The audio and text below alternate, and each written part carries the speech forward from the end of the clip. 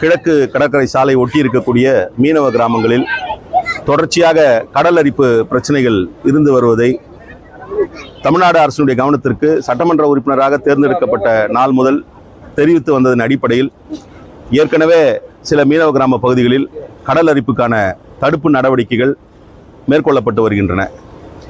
இதில் மிக குறிப்பாக இன்றைக்கு நெம்மேலிக்குப்பம் என்கின்ற இந்த பகுதியில் தொடர்ச்சியாக கடல் அரிப்பினால் மிகப்பெரிய பாதிப்புகள் இருப்பதை தமிழ்நாடு அரசினுடைய கவனத்திற்கு கொண்டு சென்றதன் விளைவாக கடந்த நிதிநிலை அறிக்கையின் பொழுது சட்டமன்ற கூட்டத்தொடரிலேயே நெம்மேலிக்குப்பத்திற்கென தூண்டில் வளைவு அமைப்பதற்கென அரசு நிதியை ஒதுக்குகிறோம் என்கின்ற உத்தரவாதத்தை அளித்திருந்தார்கள். அந்த பணி தொடங்கப்படவில்லை என்கின்ற நிலையில் கடந்த ஜூன் மாதம் 8ஆம் தேதி மாண்புமிகு தமிழ்நாடு மீன்நலத்துறை மற்றும் கால்நடைத்துறை அமைச்சர் அனிதா ராதாகிருஷ்ணன் அவர்களை சந்தித்து இது தொடர்பாக நிலையை எடுத்து சொல்லியிருந்தேன். அதன் பிறகு அலுவலர்களை சந்தித்த பொழுது இது போன்ற திட்டங்கள் கடலோரம் கொண்டு வரக்கூடிய ஷோர் ப்ரொடெக்ஷன் ஸ்ட்ரக்சர்ஸ் என்று சொல்லக்கூடிய இந்த கடல் அரிப்பை தடுக்கக்கூடிய திட்டங்களுக்கு ஒன்றிய அரசு மாநில அரசு இரண்டு அரசுகளும் சேர்ந்து பங்களிப்பு செய்து இந்த திட்டங்கள் நிறைவேற்றப்படுகின்றன. இந்த திட்டத்தில் கூட ஒன்றிய அரசினுடைய பங்கு நிர்வாக ஒப்புதல் அட்மினிஸ்ட்ரேட்டிவ் சாங்ஷன் வந்த பிறகுதான் துவங்க முடியும் என்கின்ற நிலையில் இன்னமும் இந்த பணி துவங்கப்படாமல் இருக்கிறது என்பதை சொன்னார்கள்.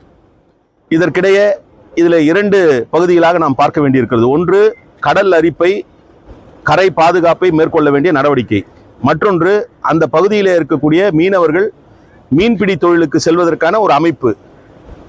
ஒன்று கிராயின்ஸ் என்று சொல்லக்கூடிய கற்களை கொட்டி கரையை தடுப்பது, மற்றொன்று தூண்டில் வளைவு அமைத்து இவர்களுக்கு மீன் பிடிப்பதற்கு செல்வதற்கான அந்த படகுகள் இறங்குவதற்கான ஒரு அமைப்பை செய்து தர வேண்டியது. அரசு இந்த மீன்பிடி துறைமுகம் ஃபிஷ் லேண்டிங் சென்டர் அமைப்பதற்கான திட்டத்தை அறிவித்திருக்கிறது. கடல் அரிப்பை தடுப்பதற்கு இங்கே பக்கத்திலே நெம்மேலியிலே இப்பொழுது வந்திருக்கக்கூடிய கடல் நீரை குடிநீராக்கக்கூடிய திட்டம் டீசாலினேஷன் பிளான் செய்யக்கூடிய தமிழ்நாடு அரசினுடைய நகராட்சி துறை அதற்கான பொறுப்பேற்று இந்த கரை பாதுகாப்பு நடவடிக்கையை செய்வதற்கு உறுதியளித்திருக்கிறது. அந்த வகையில் நாளை உறுதியாக இந்த பகுதியில் கடல் அரிப்பை தடுக்கக்கூடிய அந்த பணிகளை மேற்கொள்வதற்கான உத்தரவாதம் வழங்க இருக்கிறார்கள். இப்பொழுது கண்காணிப்பு பொறியாளர் இந்த டீசாலினேஷன் பிளான்ட்டுக்கான கண்காணிப்பு பொறியாளர் எஸ்சி அவர்களிடம் தொடர்பு கொண்டு பேசிய பொழுது நாங்கள் தயாராக இருக்கிறோம், அதற்கென ஜியோ கோஆர்டினேட்ஸ் என்று சொல்லக்கூடிய எந்த பகுதியில் இதை செய்ய வேண்டும் என்கின்ற அந்த வரைபடம் வர வேண்டும் என்று சொன்னார்கள். அது தொடர்பாக மீன்நலத்துறை அதிகாரியிடம் பேசிய பொழுது அது தயாராக இருக்கிறது, இன்று மாலைக்குள் அவரிடம் சென்றுவிடும் என்று சொல்லியிருக்கிறார். ஆகவே அந்த படி நாளைக்கு துவங்கப்படும் என்கின்ற நிலையில் இருக்கிறது. இந்த ஃபிஷ் லேண்டிங் சென்டர் என்று சொல்லக்கூடிய மீன்பிடி துறைமுகத்திற்கான ஒப்புதல் இன்னும் ஒன்றிய அரசிடமிருந்து வர இல்லாத சூழலில் ஏற்கனவே இது தொடர்பாக இந்த பகுதியினுடைய மக்களவை உறுப்பினர் மாண்புமிகு அண்ணன் செல்வம் அவரிடத்தில் எடுத்து சொல்லியிருந்த பொழுது கூட்டத்தொடர் நடந்த பொழுதே அவர் அந்த அலுவலகத்திற்கு சென்று இது தொடர்பான வலியுறுத்தலை செய்துவிட்டு வந்திருக்கிறார். என்றாலும் கூட அடுத்த வாரத்தில் மீனவ பிரதிநிதிகள் 2 பேரை அழைத்து கொண்டு புதுடெல்லிக்கு சென்று அந்த அலுவலகத்தில் இது தொடர்பான கோப்புகளை பார்த்து வர திட்டமிட்டு இருக்கிறேன். எது எப்படி இருந்தாலும் இந்த பகுதியில் கடல் நீரை குடிநீராக்கக்கூடிய திட்டம் அரசு செயல்படுத்தி வருகிறது. இது சென்னை மக்களுக்கு, சென்னை புறநகர மக்களுக்கான குடிநீர் தேவையை நிறைவு செய்து தரக்கூடிய ஒரு திட்டம்.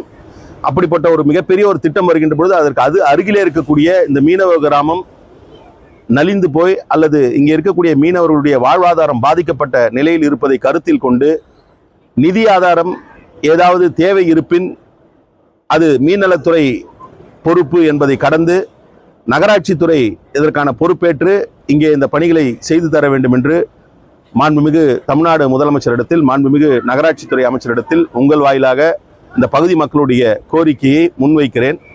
இதை அடுத்து தொடர்ச்சியாக இது போன்ற பணிகள் செய்கின்ற பொழுது மிகப்பெரிய ஒரு பிரச்சனை வந்து கொண்டிருக்கிறது. குறிப்பாக பசுமை தீர்ப்பாயம் என்ஜிடியிலே தேவையான காரணத்திற்கோ அல்லது தனிப்பட்ட சுயலாபத்திற்கோ சில பேர் நீதிமன்றத்தை என்ஜிடியை அணுகுகிறார்கள்.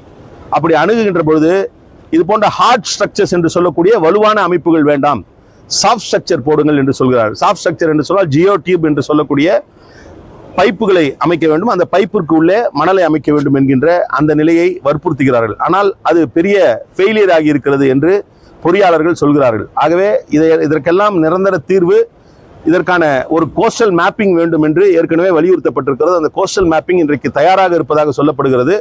கோஸ்டல் மேப்பிங்கில் ஸ்டேக் ஹோல்டர்ஸ் என்று சொல்லக்கூடிய உரிமை கோரக்கூடியவர்கள் இருவர்.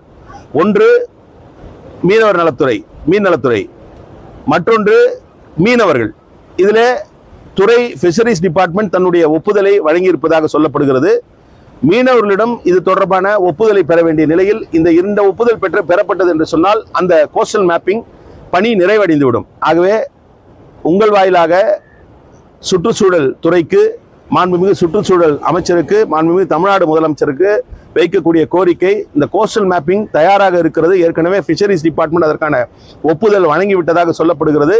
மீனவர்களிடம் கருத்து கேட்டு, மீனவ பிரதிநிதிகளிடம் கருத்து கேட்டு, எந்தெந்த மீனவ கிராமங்கள் வருகிறதோ அங்கே அவர்களிடம் கருத்து கேட்டு இதற்கான ஒப்புதலை வழங்க வேண்டும். அந்த ஒப்புதலும் பெறப்பட்டது என்று சொன்னால்தான் இனிமேல் செய்யக்கூடிய இது போன்ற பணிகளுக்கு எந்தவித இடையூறும் இருக்காது. ஏற்கனவே இது போன்ற பணிகள் மக்களுடைய தேவை கருதி அரசு நிதி ஒதுக்குகிறது, ஒப்பந்தம் கோரப்படுகிறது. ஆனால் பணி ஆரம்பிக்க இயலவில்லை. பணியை ஏன் துவங்க இயலவில்லை என்று சொன்னால் கோஸ்டல் மேப்பிங் இல்லை அல்லது என்ஜிடியில் வழக்கு இருக்கிறது என்று சொல்கிறார்கள். கோஸ்டல் மேப்பிங் வந்தது என்று சொன்னால் என்ஜிடி வழக்கிற்கே வேலை இல்லை. ஆகவே கோஸ்டல் மேப்பிங் ஒப்புதலை உடனடியாக வழங்குவதற்கு சுற்றுச்சூழல் துறை ஆவண செய்ய வேண்டும் என்று